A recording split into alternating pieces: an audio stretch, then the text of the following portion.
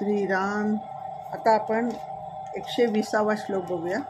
विधी कारणे जाहला मत्स्यवेगी, धरी कूर्मरूपे धरी पुष्टिभागी, जनारक्षणा कारणे नीच योनी, नुपेक्षी कदा देव भक्ताभिमानी. श्रीराम.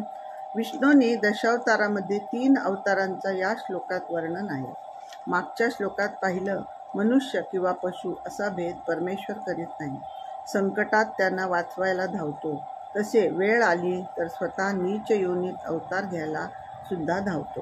ब्रह्मदेवाने वेद पळवलेल्या राक्षसाकडून वेद वाचवण्यासाठी विनंती केली. परमेश्वराने मत्स्यरूप धारण करून वेद वाचवले. समुद्र मंथनाच्या वेळी पृथ्वीला बुडण्यापासून वाचवण्यासाठी कूर्मरूप म्हणजेच कासवाचे अवतार घेऊन पर्वत बुडण्यापासून वाचवला. हिरण्याक्ष राक्षसाने पृथ्वी पाताळ लोकात नेऊन ठेवली,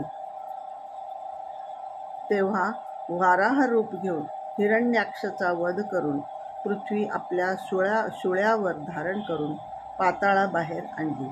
जनमानसामध्ये वराह योनी हलकी समजली जाते, म्हणून समर्थ म्हणतात, जनारक्षणाकारणे नीच योनी.